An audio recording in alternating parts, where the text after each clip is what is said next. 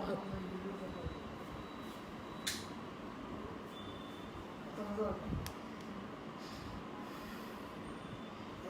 तू बघू शकतो मागून. नको तू पण यायचं. हां, म्हणजे मी सुरू तर केलंय.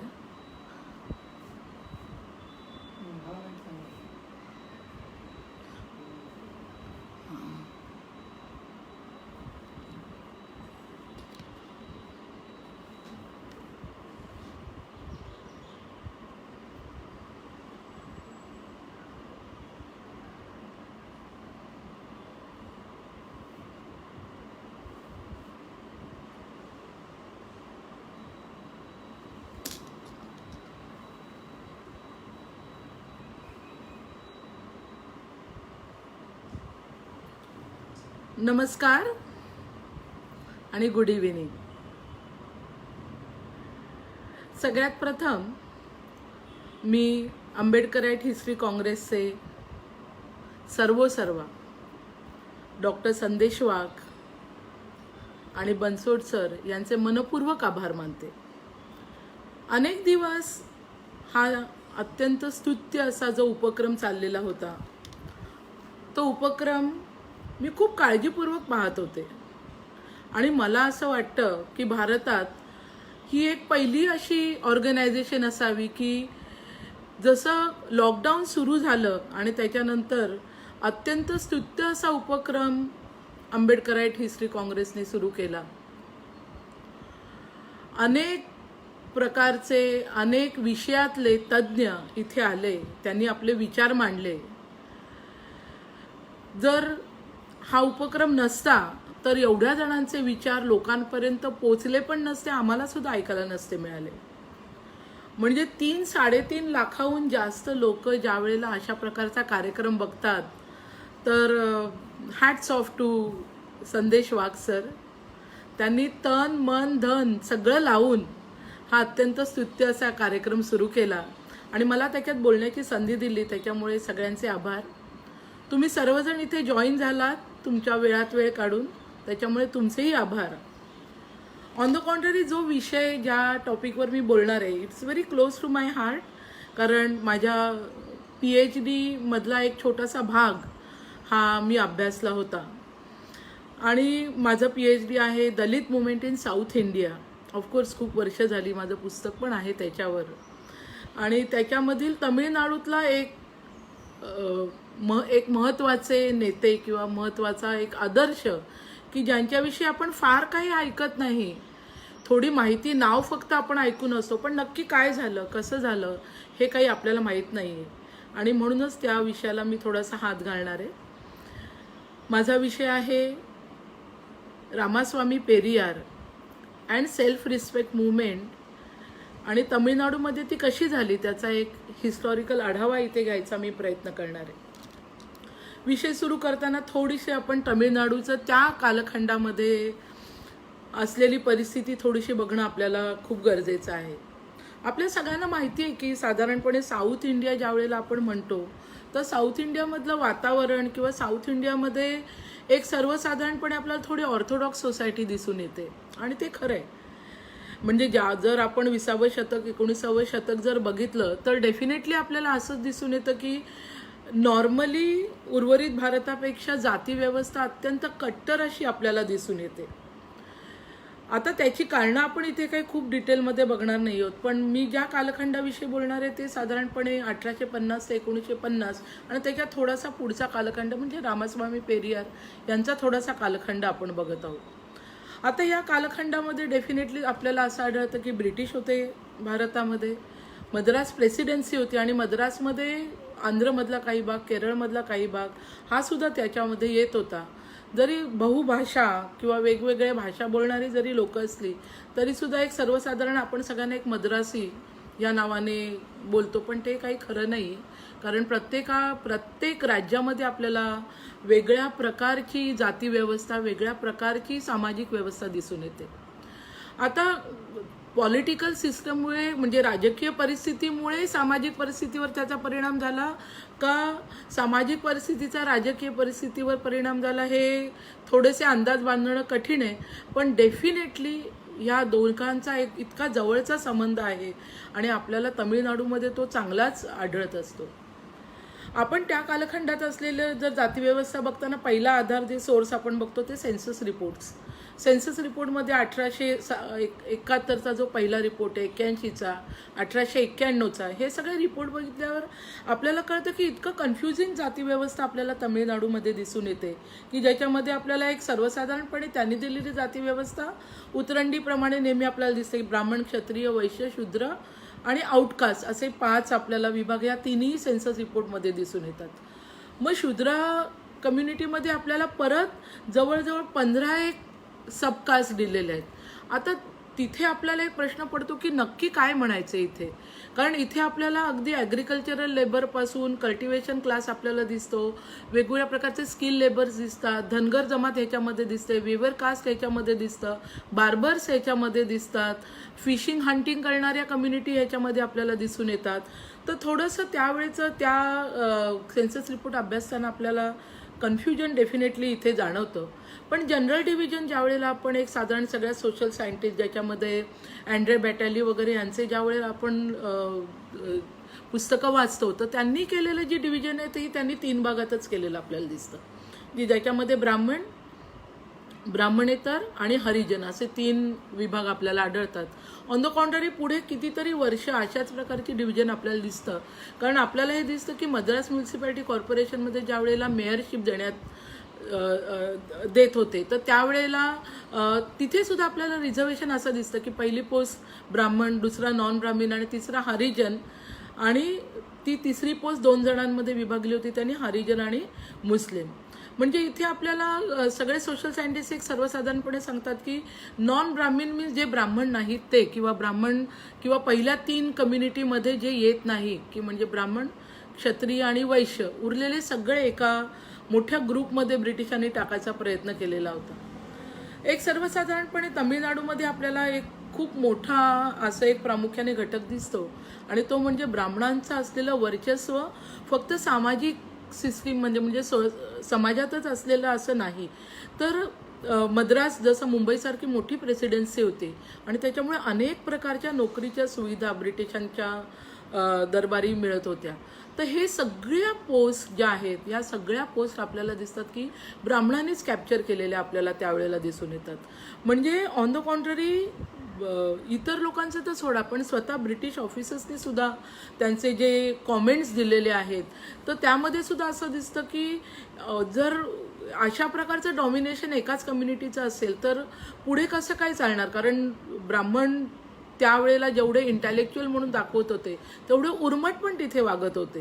म्हणजे सेन्सस रिपोर्ट 1871चा ज्या वेळेला आपण बघतो तर त्याच्यामध्ये एक कॉमेंट दिसतो की the Brahminical element is so strong in all higher offices upon the natives of India in their civil department. In every department of the administration there are representative of this great class who have first to seize upon and profit by the opportunities offered to people of India. तर त्याच्यामुळे आपल्याला even ब्रिटिशांनी सुद्धा हे वेगवेगळे remark आपल्याला तिथे दिलेले दिसतात. तमिळनाडूमधल्या सोशल सिस्टीममध्ये आपण जेव्हा दलित कम्युनिटीकडे येतो तर त्यावेळेला आपल्याला असं आढळतं की वेगवेगळ्या 4 स्टेटमध्ये वेगवेगळ्या नावाने जरी दलितांना संबोधलं गेलेलं होतं पण तरीसुद्धा आपल्याला सर्वसाधारणपणे इथे दिसतं की तमिळनाडूमध्ये परिया या नावाने दलितांना म्हणजे एक मेजर कास्ट आपल्याला म्हणायला लागेल.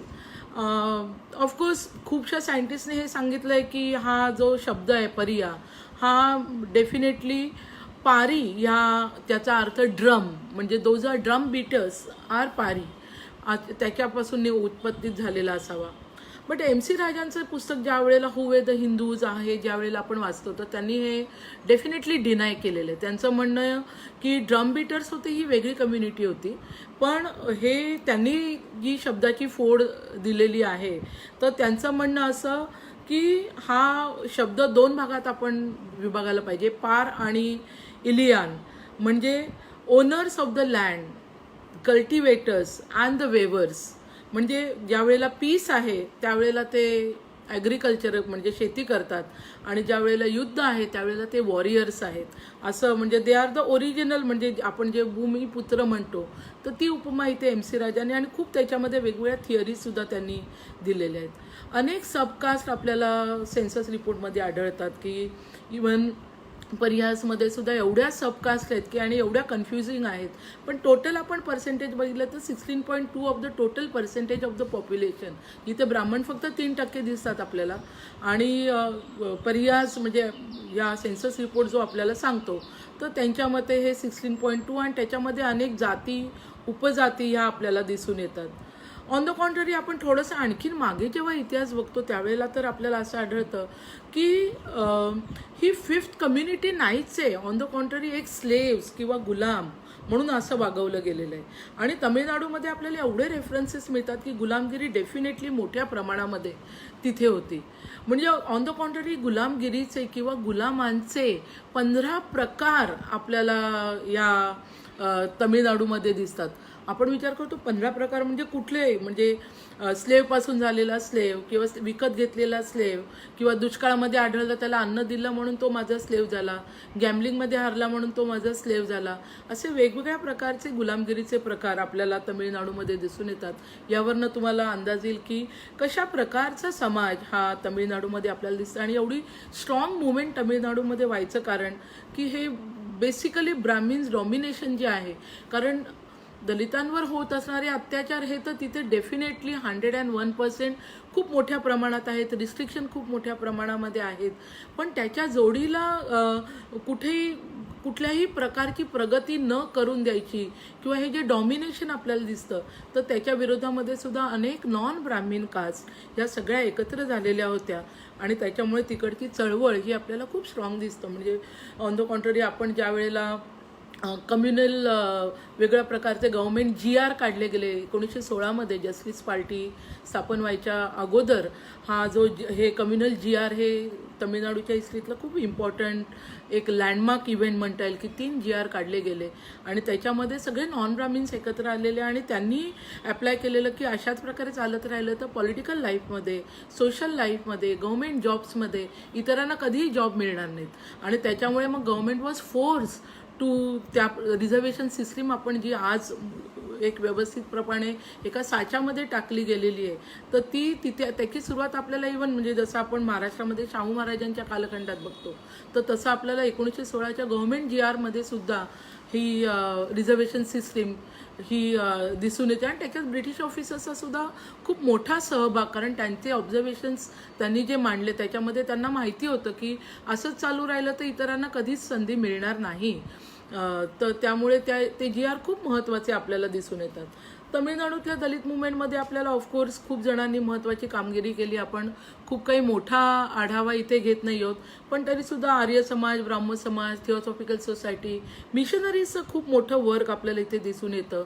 मिशनरीजना आपल्याला थोडंसं क्रेडिट याच्यासाठी द्यायला लागतं की एज्युकेशन, स्प्रेड ऑफ एज्युकेशन जो आहे हा डेफिनेटली मिशनरीजमुळे झाला, आणि त्याच्यामुळे जी पुढची पिढी आपल्याला दिसते दलित लिडर्सची ही त्या एज्युकेशनमधनं आलेली आपल्याला दिसत असते. हरिजन सेवक संघाचं सुद्धा काम तिथे, म्हणजे गांधीजींनी खूप टूर साऊथ इंडियामध्ये खूप मोठा इंटरेस्ट गांधीजींनी घेतलेला होता, तर त्यांनी सुद्धा तिथे खूप मोठ्या टूर केलेल्या आपल्याला तिथे दिसून येतात.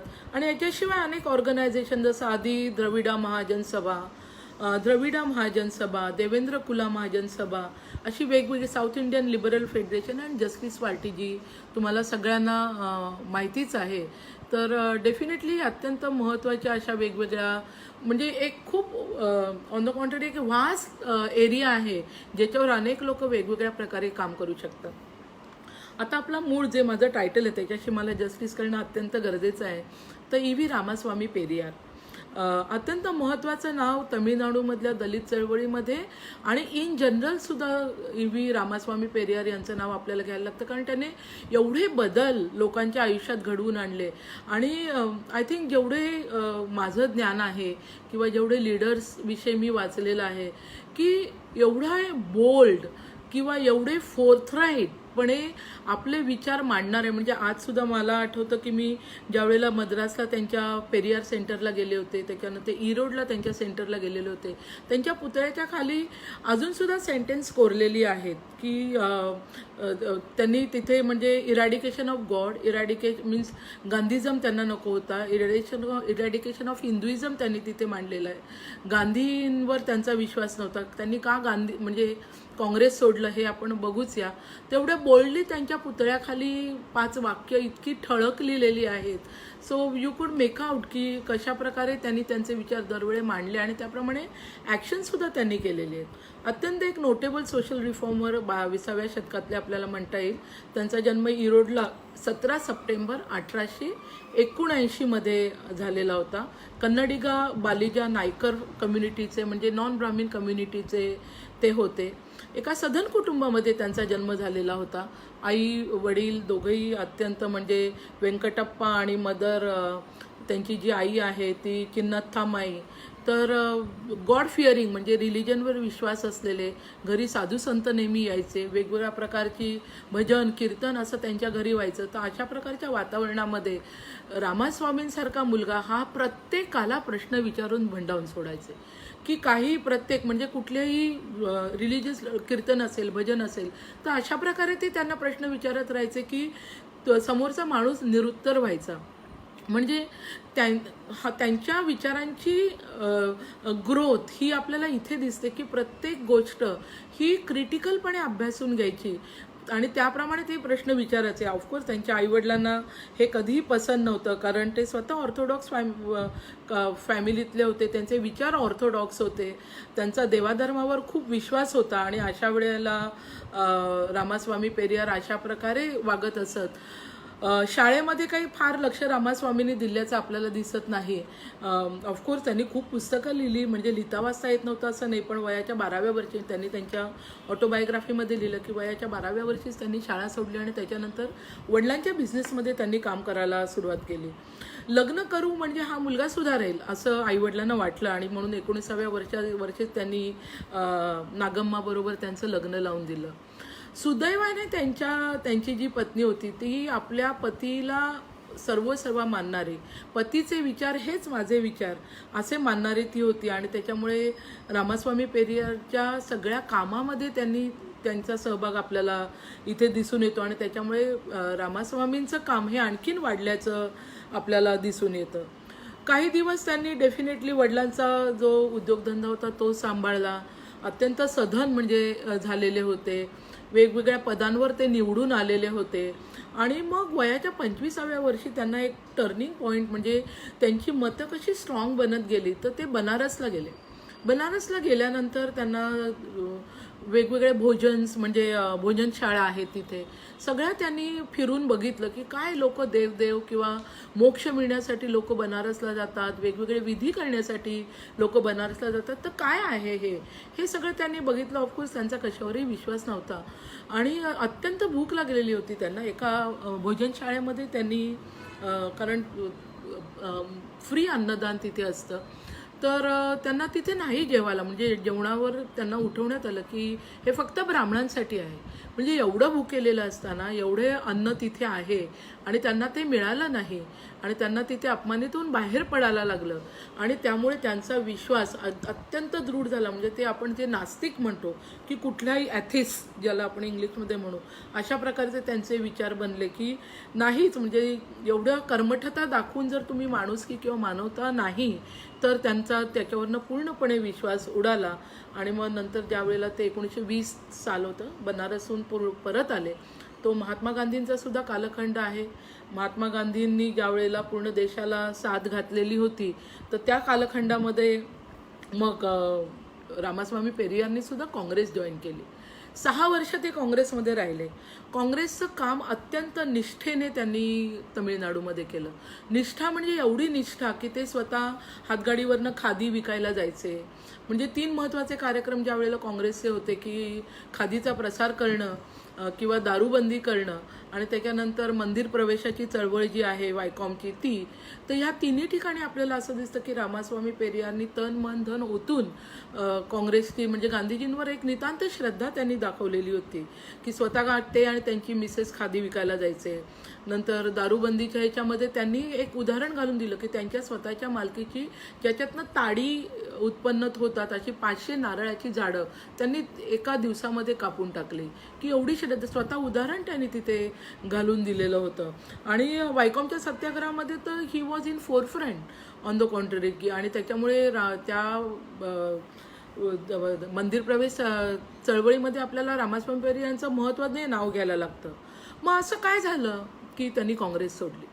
का त्यांचा गांधीजींवरचा विश्वास उडाला?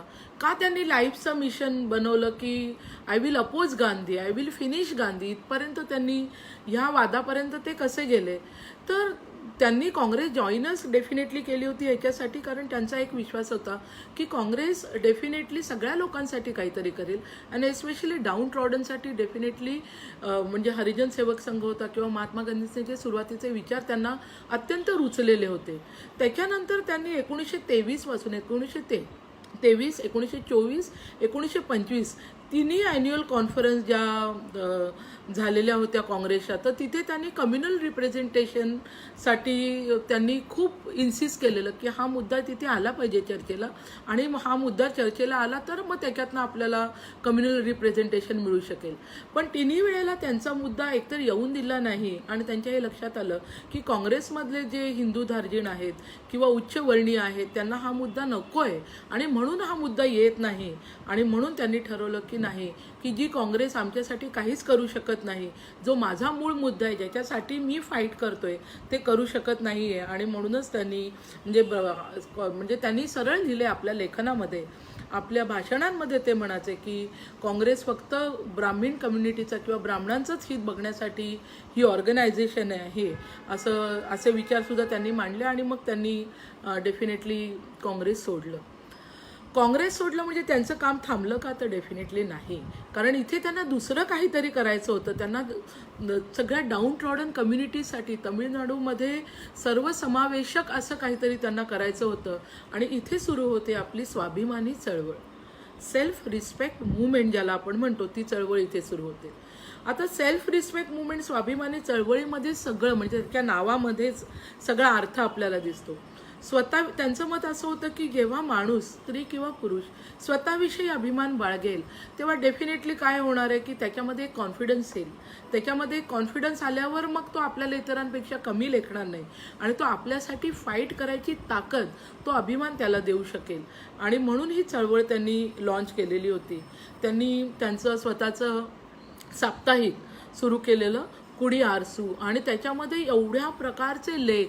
आता मी ज्या वेळेला हे लेख, मला तर तमिळ येत नाही, पण त्यांचं दुसरं आणखीन एक साप्ताहिक त्यांनी सुरू केलं, रिव्होल्ट, इंग्लिशमधून आहेत, त्याचे सुद्धा काही अंक चाळले मी. तर एवढं बोल्ड लेखन आपल्याला तिथे त्याच्यामध्ये दिसून येतं की त्यावेळेला असलेली सद्य परिस्थिती, काँग्रेसच्या विरोधात सतत आर्टिकल लिहिणं, गांधीजींच्या विरोधात आर्टिकल लिहिणं, सद्य परिस्थिती जी राजकीय परिस्थिती आहे त्याच्या विषयात लिहिणं, लोकांमध्ये जागृती काय यायला पाहिजे त्याच्या विषयात लिहिणं. कारण त्याच्यामध्ये त्यांनी एक ओपन चॅलेंज काँग्रेसला दिलेलं होतं की Congress cannot do good to any non Brahmins, आणि म्हणून माझी याच्या पुढची एक my main chief duty is to destroy the Congress. म्हणजे अशा प्रकारची वाक्य ते बोलले, ते लिहिले आणि त्यांनी ते करून दाखवल्याचं आपल्याला इथे दिसून येतं. कारण त्यांचे जेवढे रायटिंग्स आहेत हे सगळे आता ट्रान्सलेटसुद्धा ऑन द कॉन्ट्ररी झालेले आहेत. 1925 ते 1929 हा अत्यंत फॉर्मेटिव्ह पिरियड त्यांच्या लाईफमधला होता आणि त्याने 1929 पर्यंत अनेक सेल्फ रिस्पेक्ट लीग पूर्ण तमिळनाडूमध्ये त्यांनी स्थापन केलेली होती.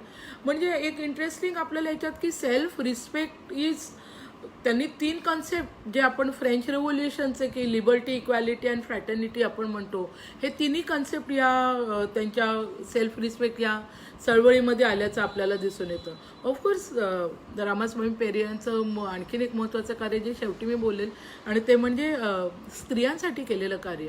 अत्यंत वेगळं आणि अत्यंत न अभ्यासलेलं असं त्यांचं हे कार्य आहे आणि very interesting on the contrary. तर सेल्फ रिस्पेक्ट मुवमेंट ही काँग्रेस मुवमेंटला असलेली एक पॅररल मुवमेंट असं सुद्धा आपल्याला इथे म्हणता येईल, की त्यांनी की काम तर करायचं आहे आणि आपल्याला कुठली तरी एक लॉबी किंवा आपल्याला प्लॅटफॉर्म तर असणं गरजेचं आहे, लोकांना एकत्र आणणं गरजेचं आहे. आणि मग सेल्फ रिस्पेक्ट मुवमेंटच्या वेगवेगळ्या कॉन्फरन्सेस व्हायच्या, त्या ॲन्युअल कॉन्फरन्समध्ये वेगवेगळे ठराव पास व्हायचे. त्यातली 3rd कॉन्फरन्स ही जी झालेली होती ही विरुद्ध नगरला झालेली होती, जून 1931 झालेली होती. आणि मग त्यावेळेला तर जो ठराव महत्त्वाचा पास केला त्याच्यामध्ये तर anti Hindu, anti Hindi, anti God, anti Congress, anti khaddar हे सगळे मुद्दे त्याच्यामध्ये घेतले गेले आणि त्याच्याविषयी रिझोल्युशन ही पास करण्यात आलेली होती. सो खूपच बोल्डनी ही म्हणजे एक प्रकारचं स्व अभिमान, स्वतःविषयी असलेला कॉन्फिडन्स या मुवमेंटने लोकांमध्ये आणल्याचं आपल्याला दिसून येतो. फक्त तमिळनाडूमध्ये ट्रॅव्हल करून पेरियार थांबले नाहीत, त्या इव्हन विदेशामध्ये सुद्धा गेल्याचं आपल्याला दिसतं. ते मलेशियाला गेले, ते रशियाला गेले, ते अनेक वेस्टर्न कंट्रीजमध्ये गेले, तिकडच्या रशियन लीडर्सना ते भेटले आणि मग वेगवेगळे आयडियाज त्यांनी इकडे आणायचा प्रयत्न केला. ऑफकोर्स ब्रिटिश गव्हर्नमेंटला हे आणणं काही फार सोपं नव्हतं, तरीसुद्धा ब्रिटिश गव्हर्नमेंटने काय याच्यामध्ये त्यांच्यावर खटला वगैरे भरला होता, पण त्याच्यामध्ये त्यांनी एक आपलं एक्सप्लेनेशन हेच दिलेलं होतं की माझं कुठलंही उद्देश हा पॉलिटिकल उद्देश नाही, सोशल अपलिफ्टमेंट हाच माझा उद्देश आहे. आणि मग त्याच्यामुळे त्याच्यातनं त्यांची सुटका झाल्याची आपल्याला दिसून येते. या मधल्या काळामध्ये आपल्याला आणखीन असं पण दिसतं की जस्टिस पार्टीचं नाव तुम्ही सगळ्यांनी ऐकलेलं असेल. आता जस्टिस पार्टी ऑफकोर्स आधीच एस्टॅब्लिश झालेली होती. मधल्या काळामध्ये म्हणजे पहिला जो मॅनिफेस्टो वगैरे आहे त्यावेळेला जस्टिस पार्टीचं कामसुद्धा खूप धडाडीने चाललेलं होतं आणि मध्ये थोडं संथ काम पडलेलं होतं. मग रामास्वामी पेरियारनी सुद्धा जस्टिस पार्टी 1934 ते 44 आपल्याला असं दिसतं की जस्टिस पार्टीला सुद्धा लीड केल्याचं त्यांनी दिसून येतं. On the contrary CN Annadurai हे सुद्धा एक महत्त्वाचे नेते रामास्वामी पेरियारांबरोबरच पुढे आलेले आपल्याला दिसून येतात. आणि वेगवेगळ्या न्यूज म्हणजे एक पॉप्युलर फिगर म्हणून रामास्वामी पेरियारचं नाव तमिळनाडू आणि पूर्ण देशामध्ये, कारण सगळे अगदी संडे ऑब्झर्व्हरपासून जेवढे मोठमोठे न्यूजपेपर आहेत सगळ्यांनी रामास्वामी पेरियार यांच्या कामाची नोंद घेतल्याचं आपल्याला दिसून येतं. या सेल्फ रिस्पेक्ट मुवमेंटने किंवा स्वाभिमानी जी चळवळ यांचे मेन कशाचा प्रोपोगंडा केला तर abolition of it is not abolition of untouchability, it is a abolition of caste, की जाती व्यवस्थाच नको अशा प्रकारचा विचार त्यांनी तिथे मांडला. तर लग्न व्यवस्थेमध्ये रिफॉर्म्स म्हणजे ब्राह्मणांचं जे डॉमिनेशन आहे ते इथे नको आहे, वुमन इमॅन्सिपेशन आणि एक रॅशनल सोसायटी की जी एक चांगला विचार करू शकेल, की ज्या सोसायटीमध्ये देव नाही, धर्म नाही, अंधश्रद्धा नाही, जाती व्यवस्था नाही आणि आपण एक मॉडर्न विचाराने, आधुनिक विचाराने आपण सगळ्यांना बरोबर घेऊन प्रगती करायची अशा प्रकारचं विचार या मुवमेंटमध्ये मांडलेले आपल्याला दिसून येतात. आणि त्याप्रमाणे त्यांनी आणि एक आणखीन त्यांचं महत्त्वाचं होतं म्हणजे इक्वल ऑपॉर्च्युनिटीज, की सगळ्यांना सारख्या ऑपॉर्च्युनिटीज मिळाल्या तर सगळेजण प्रगती करू शकतील. जर ऑपॉर्च्युनिटी चांगल्या मिळाल्या, सगळ्यांना सारख्या मिळाल्या नाहीत, म्हणजे जर सपोज शिक्षणाची दारं फक्त काहीच लोकांना तुम्ही उघडी ठेवली तर ऑब्व्हियसली उरलेली लोक जरी तुम्ही कॉम्पिटिटिव्ह एक्झाम घेतल्या तरी तुझं नाही तिथे पोचू शकणार. त्यामुळे सगळ्यांना सारख्या ऑपॉर्च्युनिटी सगळीकडे असणं, irrespective of their class, caste, हा सगळ्यांना मिळणं गरजेचं आहे हे विचार त्यांनी तिथे मांडलेलं होतं. याशिवाय अनटचेबिलिटी कम्प्लिटली इरॅडिकेट होऊन पूर्ण एक युनायटेड सोसायटी म्हणजे सगळा समाज यांनी एकत्र आलं पाहिजे, की जिथे ब्रदरहूड, भाईचारा असेल, सगळेजण एकमेकांशी प्रेमाने वागतील, जिथे फ्रेंडशिप असेल, लोकांना एकमेकांसाठी चांगलं काम करायची इच्छा असू शकेल आणि म्हणजे हे सुद्धा त्यांनी तिथे म्हटलेलं आहे. याशिवाय त्यांनी काही ऑर्फनेजेस, विडो ऑर्फनेजेस म्हणजे जे आपण आश्रमशाळा म्हणतो, अनाथ आश्रम म्हणतो, तर ते सुद्धा आणि एज्युकेशनल इन्स्टिट्यूशन या सुद्धा सुरू कराव्या हे याच्यामध्ये सांगितलेलं होतं. म्हणजे सेल्फ रिस्पेक्ट मुवमेंटमध्ये आपल्याला हे दिसून येतं की एक प्रकारचा लोकांना एकत्रित घेऊन आणून तमिळनाडूमध्ये एक तमिळ राष्ट्रवाद तमिळ नॅशनलिझम हा सुद्धा पुढे आणल्याचा आपल्याला दिसून येतो की कोणी एकाचीच मोनोपोली असावी किंवा एकाचाच इन्फ्लुएन्स असावा. हा जो ब्राह्मणांचा इन्फ्लुएन्स आहे हळूहळू कमी व्हायला पाहिजे आणि सगळ्यांना एक सामाजिक न्याय हा मिळणं अत्यंत गरजेचं आहे. हे उद्दिष्ट ठेवून ही चळवळ ही पुढे गेलेली होती. ऑन द कॉन्ट्ररी आपण रामास्वामी पेरियरना आणखीन एक म्हणजे हे खूप कमी जणांना माहिती आहे की जसं आपण बघतो की हॉटेलच्या बाहेर व्हेजिटेरियन आणि नॉन व्हेजिटेरियन हॉटेल असं लिहिलेलं असतं. तमिळनाडूमध्ये त्यावेळेला ब्राह्मीण हॉटेल असं म्हणजे जी व्हेजिटेरियन हॉटेल्स असायची त्याच्या बाहेर लिहिलेलं असायचं ब्राह्मणांची हॉटेल्स म्हणून. तर ते त्यांनी बदलायला लावलं आणि तिथे व्हेजिटेरियन हॉटेल हा जो शब्द किंवा कन्सेप्ट आहे हा रामास्वामी पेरियार यांच्या एफर्ट्समुळे तिथे आल्याचं आपल्याला दिसून येतं. म्युन्सिपल काउन्सिलमध्ये सुद्धा रिझर्वेशन्स असायला पाहिजे आणि प्रत्येकाने ऑन द कॉन्ट्ररी मी कोण आहे त्याचा अभिमान बाळगणं खूप गरजेचं आहे. किंवा जी त्यांचं असं सुद्धा मत होतं की अशा प्रकारची जी नावं असतील की जी तुमची जात उघडपणे सांगतील ही नावाचा सुद्धा सगळ्यांनी त्याग करायला पाहिजे. तर अशी अत्यंत परखड अशी मतं रामास्वामी पेरियारनी इथे मांडल्याची आपल्याला दिसतात. या चळवळीमध्ये सगळ्यात महत्त्वाचा जो फोकस आहे माझा तो वुमनवर आहे. कारण एक अत्यंत धडाडीचे फेमिनिस्ट असं सुद्धा आपण रामास्वामी पेरियारना म्हणू शकतो.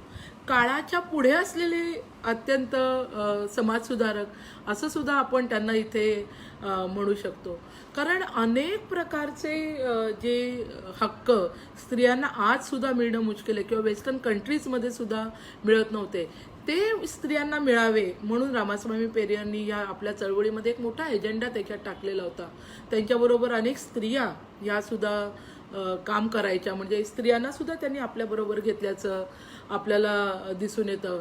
एका कॉन्फरन्समध्ये त्यांनी असं म्हटलेलं होतं की this conference resolve that women should be given equal rights with men for property and for privileges of succession and the right and the facilities to employ in any profession or job, and that necessary steps should be taken by government to employ a greater number of women teachers in school including primary school. म्हणजे त्यांचं असं मत होतं की बायकांना स्त्रियांना तुम्ही education द्या त्याबरोबर त्यांना इक्वल राईट्स द्या, त्यांना पुढे यायची संधी द्या, त्यांना नोकऱ्या द्या म्हणजेच त्यांची प्रगती ही होऊ शकेल असं त्यांनी म्हटलेलं आहे.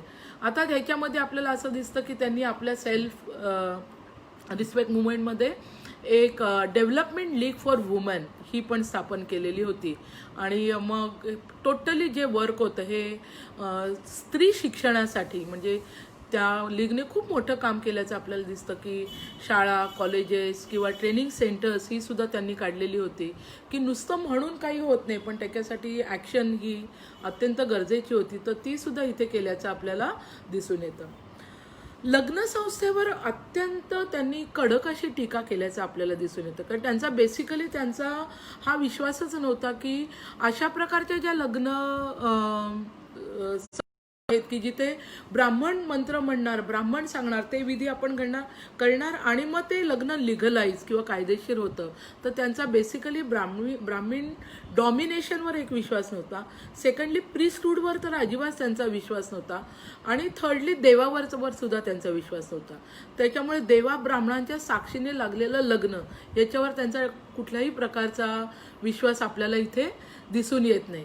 तर त्यांचं असं म्हणणं होतं की अशा प्रकारची लग्न किंवा म्हणजे काही गरजच नाही आपल्याला की ब्राह्मण असतील आणि देव असेल आणि होम हवन असेल अशा प्रकारचं कुठल्याही प्रकारचं लग्न करणं गरज नाही. आणि त्यांनी एक वेगळ्या प्रकारचं लग्न किंवा त्या लग्न विधीला एक वेगळं नाव दिलं स्वयंमर्यादा लग्न. स्वयंमर्यादा लग्न की ज्याला सेल्फ रिस्पेक्ट मॅरेज सुद्धा म्हटलं गेलेलं आहे की ज्याच्यामध्ये कुठल्याही प्रकारच्या ट्रॅडिशनल लग्नातले कुठलेही विधी होणार नाहीत. पण हे लग्न म्हणजे see how modern he was in his thought की ही लग्न ही कायदेशीर रजिस्टर झाली पाहिजे. म्हणजे आज आपण लग्न रजिस्टर करणं is a very common thing पण त्यावेळेला लग्न रजिस्टर व्हायला पाहिजे. त्यांनी म्हटलेलं आहे की जसं डेथ आणि बर्थ हे आपण रजिस्टर करतो आणि त्याचं सर्टिफिकेट घेतो तसं लग्नसुद्धा रजिस्टर करून त्याचं सर्टिफिकेट घेणं अत्यंत गरजेचं आहे. आणि म्युन्सिपल कॉर्पोरेशनने हे काम म्हणजे गव्हर्नमेंटने हे काम करायला पाहिजे. म्हणजे आज आपल्याला जे आपण म्हणतो की marriage certificate we find it very common, पण त्यावेळेला लग्न रजिस्टर करायची गरजच नसायची, कारण देवा ब्राह्मणांच्या साक्षीने लागलेलं लग्न आहे म्हणजे ते लिगल आहे किंवा कायदेशीर आहे. तर त्यावेळेला त्यांनी हे इन्सिस्ट केलेलं की ब्राह्मणांची गरज नाही, कुठल्याही विधीची गरज नाही, तर गरज आहे ती आपल्याला एका सर्टिफिकेशनची की ज्याची नोंदणी ही गव्हर्नमेंटकडे होणे अत्यंत गरज आहे. त्यावेळेला ज्याप्रमाणे आपण बघतो की विधवांची परिस्थिती आणि विडो रिमॅरेज हे सुद्धा त्यांनी एक मोठ्या प्रमाणामध्ये विडो रिमॅरेज झाली पाहिजेत म्हणून वेगवेगळ्या सभा किंवा वेगवेगळ्या प्रकारचे प्रकल्प त्यावेळी त्यांनी हातात घेतल्याचे दिसून येतात. एवढंच नाही तर ते त्याच्या पुढेही जाऊन सांगतात की विडो रिमॅरेज होणार वगैरे सगळं ठीक आहे, पण स्त्रियांना इक्वल हक्क म्हणजे काय, फक्त एज्युकेशनचा नाही तर राईट टू डिवोर्स. आज घटस्फोट घेणं आज सुद्धा लोक कुजबुजतात, म्हणजे अँड ऑन द कॉन्ट्ररी स्त्रीने घटस्फोट घेणं ठीक आहे, शहरांमध्ये वगैरे परिस्थिती थोडीशी वेगळी आपल्याला दिसते, पण तरीसुद्धा शहरामध्ये सुद्धा किती वेगळं म्हटलं हक्क वगैरे जरी असला तरी सुद्धा आज घटस्फोट या विषयाकडे अजून आपण खूप ओपनली काही फार चर्चा करत नाही. तर त्यावेळेला रामास्वामी पेरियारांनी सांगितलेलं की स्त्रीला घटस्फोट घ्यायचा अधिकार हा असलाच पाहिजे. जर तुमच्या एकमेकांचं पटत नसेल किंवा स्त्रीचं आपल्या नवऱ्याबरोबर पटत नसेल तर जसा नवऱ्याला अधिकार आहे तसा स्त्रीला सुद्धा अधिकार असणं गरजेचं आहे. चाइल्ड मॅरेज त्यांनी अपोज केलेलं आहे की बालविवाह प्रथा ही अत्यंत वाईट आहे. म्हणजे रामास्वामी पेरियारांचं म्हणजे ते काळाच्या एवढे पुढे होते की ज्या वेळेला म्हणजे आज सुद्धा आपल्याला तमिळनाडूमध्ये लवकर लग्न होताना आढळतील किंवा त्या कालखंडामध्ये अत्यंत ऑर्थोडॉक्स असं राज्य तमिळनाडू आपण म्हणतो की जिथे बालविवाह व्हायचे किंवा स्त्रियांना कुठल्याही प्रकारचे अधिकार नव्हते, डिवोर्स सोडूनच द्या. तर त्यावेळेला त्यांचं असं मत होतं की डेफिनेटली स्त्री ही डिवोर्स घेऊ शकते, चाइल्ड मॅरेज हे नाहीच झालं पाहिजे. त्याच्याही पुढे जाऊन त्यांनी सांगितलं की जेवढ्या लवकर स्त्रीचं लग्न होतं तेवढ्या लवकर ती बंधनात अडकते, तेवढ्या लवकर ती आई होते आणि तेवढी मुलं तिला होतात आणि जेवढी मुलं होतील त्या सगळ्या मुलांची जबाबदारी तिच्यावर येते आणि तिची प्रगती खुंटते. म्हणजे आज जे स्त्रीवादी आपले विचार मांडतात की स्त्रीला आपल्याला मूल हवं का नको हा अधिकार असायला पाहिजे, ते विचार रामास्वामी पेरियारांनी त्यावेळेला मांडलेले आपल्याला दिसून येतात. म्हणजे स्त्रीच्या प्रगतीमध्ये असलेले म्हणजे असं म्हणणं हे त्यावेळेला किती मोठं पाप होतं, तर ते सुद्धा त्यांनी त्यावेळे तिथे मांडल्याचे आपल्याला दिसून येतात. पोलुगामी म्हणजे द्विभार्य पद्धतीच्या विरोधामध्ये ते होते आणि ऑफकोर्स सोसायटीमधल्या वेगवेगळ्या सेक्शनमधनं त्यांना विरोध ह्या सगळ्याचा होत होता. राईट टू प्रॉपर्टी की स्त्रीला आपल्या मालमत्तेमध्ये हक्क किंवा वडिलोपार्जित मालमत्तेमध्ये हक्क मिळायलाच हवा, हे सुद्धा हा विचार त्यांनी म्हणजे नुसता विचार मांडला नाही तर त्यांनी गव्हर्नमेंटला सतत त्याचा पाठपुरावा केला की स्त्रीला मालमत्तेमध्ये हक्क मिळाला पाहिजे जसं पुरुषाला मिळतो, नवऱ्याच्या प्रॉपर्टीमध्ये तिला हक्क मिळाला पाहिजे.